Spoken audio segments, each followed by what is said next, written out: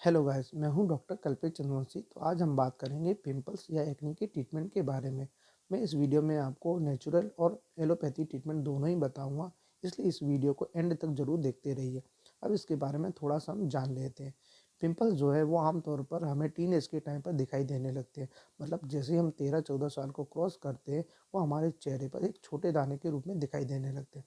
Starting में तो हम क्या करते हैं, उसे फोड़ कर हम सही कर लेते हैं, पर जैसे ही इनकी संख्या बढ़ती जाती है, ये हमारा चेहरा ख़राब कर देती है, जिसकी वजह से हमें घर से बाहर निकलना भी मुश्किल हो जाता है। अगर हमें घर से बाहर निकलना है तो या तो डर के निकलना पड़ेगा या चेहरे पर मास्क लगा के निकलना पड़ता है। और अगर हम किसी से बात भी करते हैं तो बड़ा ही अनकंफर्टेबल महसूस करते हैं। अब हम इसके बारे में जानेंगे कि ये क्यों होते हैं और कैसे बढ़ते हैं। तो होता क्या है कि हमारे चेहरे पर सीबेसियस ग्लैंड पाई जाती हैं, जो एक ऑयल सीक्रेट करती हैं, जिसे हम सीबम कहते हैं। तो हमारे चेहरे पर छोटे छोटे पोर्स पाए जाते हैं जिनके द्वारा ये निकलते हैं। कभी कभी होता क्या है कि हमारे चेहरे पर यह पोर्स किसी ना किसी वजह से बंद हो जाते हैं, जिसकी वजह से वो जो सीबम ऑयल है वो नहीं निकल पाता, वो वहीं पे इकट्ठा हो जाता है। और ये बैक्टीरियल इन्फेक्शन की वजह से वहाँ पर पिंपल्स बना देते हैं। और इसको आगे बढ़ाने का काम आपके द्वारा ही किया जाता है। मतलब आपने सही सुना, आपके द्वारा का मतलब जैसे कि एक पिंपल हुआ, आपने क्या किया, उसको फोड़ दिया। फोड़ने की वजह से क्या, वो एरिया बढ़ जाता है, और एरिया बढ़ने की वजह से जो पिंपल्स का जो इन्फेक्शन था वो दूसरे एरिया में पहुंच जाता है, जिससे एक नया पिंपल्स क्रिएट होता है। इस तरह से वो हमारे पूरे चेहरे में फैलता जाता है। इसलिए कभी भी हमें पिंपल्स को फोड़ना नहीं चाहिए, उसको अच्छे से साफ सुथरा रखना चाहिए।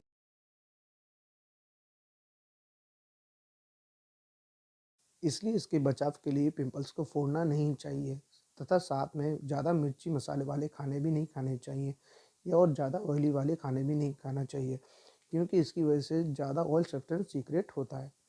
अब हम बात कर लेते हैं इसके ट्रीटमेंट के बारे में।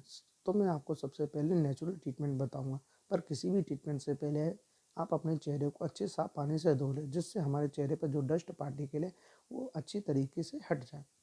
तो इसका पहला उपाय है कि आप गुलाब जल के साथ बेकिंग सोडा मिला लीजिए और उसका एक पेस्ट बना लीजिए और उसको रात में लगा लीजिए।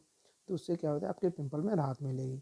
इसके अलावा आप गुलाब जल में हल्दी भी मिला सकते हैं और उसका एक पेस्ट तैयार करके उसको भी आप पिंपल्स पे लगा सकते हैं। उससे भी लोगों को काफ़ी राहत मिलती है। इसके अलावा आप सिंगल गुलाब जल से भी चेहरा साफ कर सकते हैं, इससे भी आपको पिंपल में राहत मिलेगी। नहीं तो आप एलोवेरा का भी यूज़ कर सकते हैं। इसके अलावा आप लीच थेरेपी भी ले सकते हैं, इससे कई लोगों को फ़ायदा मिला हुआ है। अब हम बात करेंगे एलोपैथी ट्रीटमेंट के बारे में। यह ट्रीटमेंट आपको कम से कम 15 दिन के लिए लेनी पड़ेगी। अगर आपके कुछ पिंपल्स बाकी रह जाते हैं तो आप 15 दिन के लिए और बढ़ा सकते हैं। तो सबसे पहले आपको किटी वॉश से चेहरा साफ कर लेना है। फिर आपको बिना रगड़े अच्छे टॉवल से चेहरे से पानी को पोंछना है। इसके बाद आप नेडीबेक्ट क्रीम को लगा लीजिए। फिर जैसे ही आप खाना खा लेते हैं तो आप एजिथ्रोमाइसिन टैबलेट ले लीजिए। यह दिन में केवल एक ही बार लेनी है। इसके बाद आप यदि दिन में घर से बाहर जाते हैं तो एक्ने यूवी जेल लगा कर ही निकलें।